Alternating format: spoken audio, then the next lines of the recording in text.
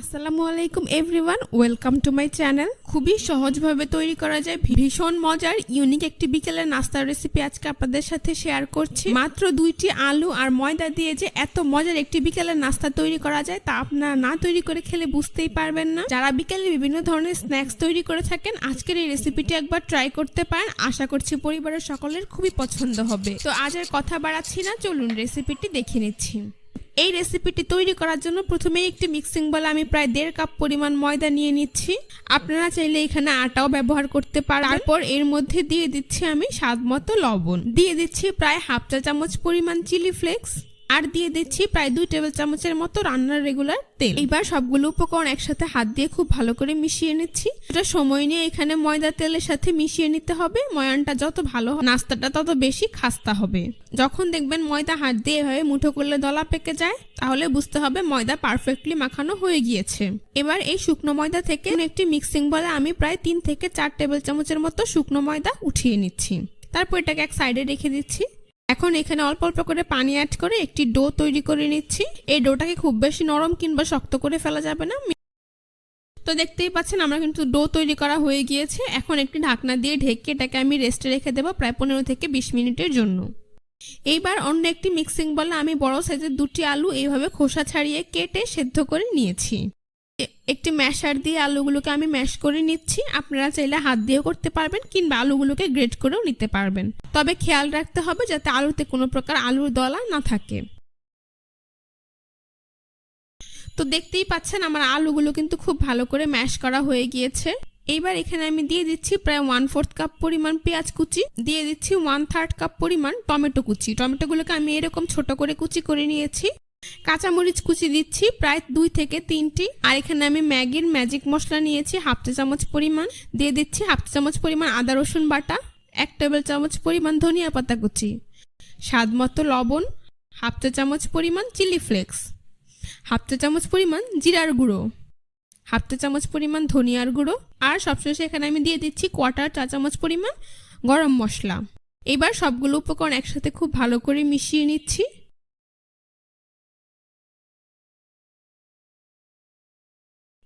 মেশানো হয়ে গিয়েছে, এবার এটাকে এক সাইডে রেখে দিচ্ছি। ফিরে এলাম 15 মিনিট পর, ঢাকনা সরিয়ে নিচ্ছি। তো দেখতেই পাচ্ছেন ডো অনেকটাই সফট হয়ে গিয়েছে। এখন এটাকে আরো কিছুটা মথে নিচ্ছি। তারপর এরকম সমান 2 ভাগে ভাগ করে নিচ্ছি। আপনারা চাইলে পুরো ডোটা দিয়েও একটি বড় রুটি তৈরি করে নিতে পারবেন, তবে আমি ছোট সাইজের 2টি রুটি তৈরি করে নেব। একটি ডো দিয়ে এরকম গোল বলের মতো তৈরি করে নিচ্ছি। তারপর এটাকে একটি বোর্ডের উপর নিয়ে নিচ্ছি। এবার উপরে সামান্য পরিমাণ ময়দা ছিটিয়ে মিডিয়াম পুরুত্বের একটি রুটি তৈরি করে নিচ্ছি। এখানে রুটিটাকে খুব বেশি পাতলা কিংবা ভারী করে ফেলা যাবে না, মিডিয়াম পুরুত্বের একটি রুটি তৈরি করে নিতে হবে। এই যে দেখুন আমার রুটি তৈরি করা হয়ে গিয়েছে আর এর পুরুত্ব ঠিক এমন হয়েছে। এখন একটি চামচ দিয়ে এর উপর তৈরি করে রাখা আলুর পুর দিয়ে দিচ্ছি। তারপর চামচ দিয়ে পুরো রুটিটাতে আমি আলুর পুরটা ছড়িয়ে দিচ্ছি। আশা করি আপনারা দেখেই বুঝতে পারছেন।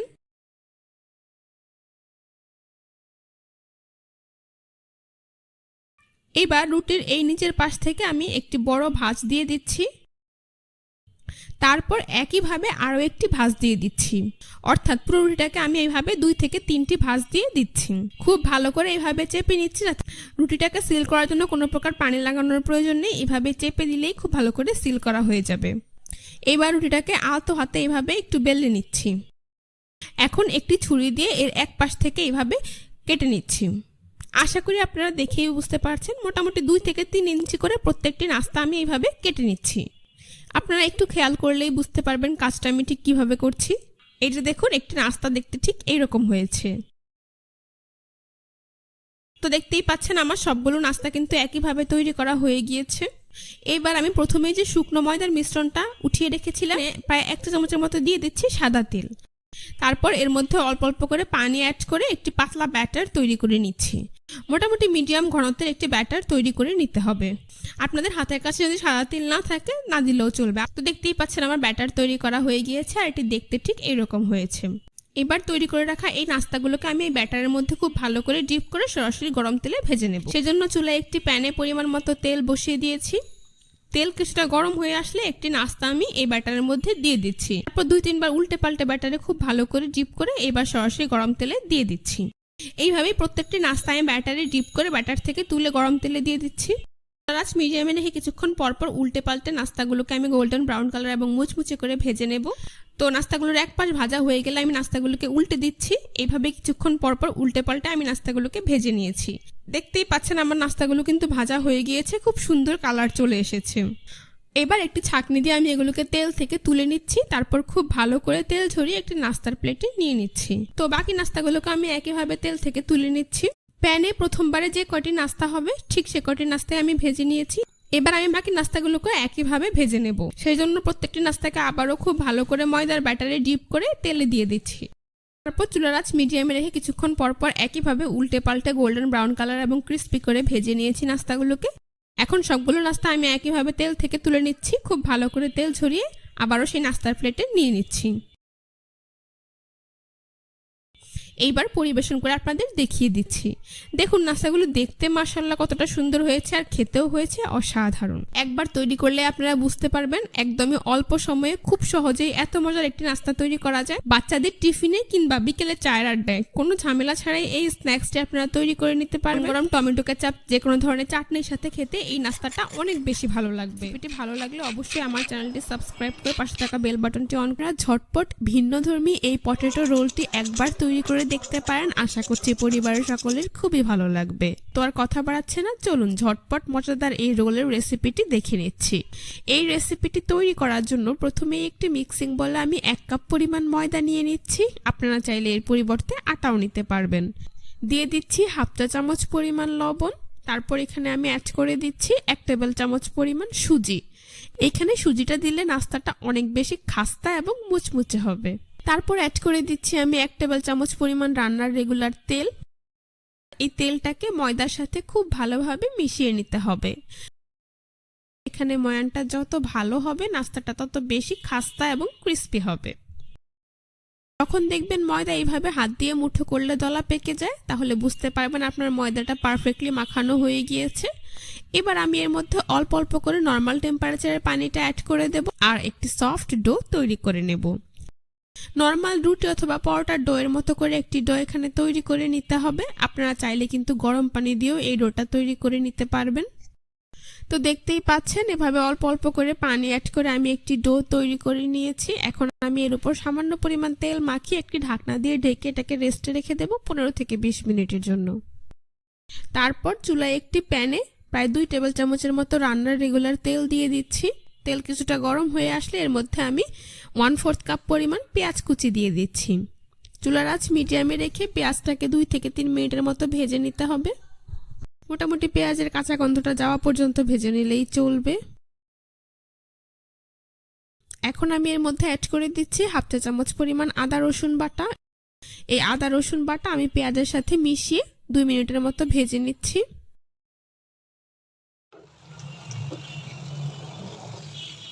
দিয়ে দিচ্ছি কাঁচামরিচ কুচি 3 থেকে 4টি। আর এখানে আমি অ্যাড করে দিচ্ছি এরকম ছোট করে কাটা মুরগির মাংস 1/3 কাপ পরিমাণ। এইটা টোটালি অপশনাল, হাতের কাছে না থাকলে না দিলেও চলবে। তো চুলার আঁচ মিডিয়াম টু লোতে রেখে মুরগির মাংসটাকে ভেজে নিতে হবে 4 থেকে 5 মিনিট সময় নিয়ে। এতে করে মুরগির মাংসটা সেদ্ধ হয়ে যাবে। কিছুক্ষণ ভাজার পরে দেখতে পাচ্ছেন মুরগির মাংসের কালারটা চেঞ্জ হয়ে এসেছে আর এটা কিন্তু সেদ্ধ হয়ে গিয়েছে। ঠিক এই পর্যায়ের মধ্যে আমি অ্যাড করে দিচ্ছি স্বাদ মতো লবণ। কালো গোলমরিচের গুঁড়া দিয়ে দিচ্ছি 1/4 চা চামচ পরিমাণ। ভাজা জিরার গুঁড়ো 1/2 চা চামচ পরিমাণ। ধনিয়ার গুঁড়ো দিয়ে দিচ্ছি 1/2 চা চামচ পরিমাণ। গরম মশলার গুঁড়ো দিয়ে দিচ্ছি 1/2 চা চামচ পরিমাণ। চাট মশলা দিয়ে দিচ্ছি 1/2 চা চামচ পরিমাণ আর হলুদের গুঁড়ো দিয়ে দিচ্ছি 1/4 চা চামচ পরিমাণ। এখন এই মশলাগুলোকে মাংসের সাথে খুব ভালোভাবে মিশিয়ে আরো 2 থেকে 3 মিনিটের মতো ভেজে নেব। এতে করে মশলার কাঁচা গন্ধটা চলে যাবে আর মাংসটাও খুব ভালোভাবে সেদ্ধ হয়ে যাবে। তো দেখতেই পাচ্ছেন ভাজা হয়ে গিয়েছে। এই পর্যায়ে আমি এর মধ্যে অ্যাড করে দিচ্ছি 2টি সেদ্ধ আলু। আলুগুলোকে আমি আগেই সেদ্ধ করে এইভাবে ম্যাশ করে নিয়েছি। তারপর সেদ্ধ আলুটাকে খুব ভালোভাবে সবকিছুর সাথে মিশিয়ে নিচ্ছি। এই পর্যায়ে চুলার আঁচ মিডিয়াম টু লোতে রাখতে হবে। আপনারা চাইলে কিন্তু মাংস দেওয়া ছাড়াও শুধুমাত্র আলু দিয়ে একইভাবে পুরটা তৈরি করে নিতে পারবেন, সেটাও খেতে অনেক বেশি ভালো লাগবে। দেখতেই পাচ্ছেন কত অল্প সময়ে কিন্তু আমার আলুর পুরটা তৈরি। শেষে এখানে আমি সামান্য পরিমাণ চিলি ফ্লেক্স অ্যাড করে দিচ্ছি আর 1 টেবিল চামচ পরিমাণ দিয়ে দিচ্ছি ধনিয়া পাতা কুচি। ঝালের পরিমাণটা আপনারা আপনাদের পছন্দ অনুযায়ী কমিয়ে বাড়িয়ে দিতে পারবেন। তো ধনিয়া পাতাটাকেও আমি আলুর সাথে খুব ভালোভাবে মিশিয়ে নিয়েছি, দেখতেই পাচ্ছেন আমার পুরটা তৈরি।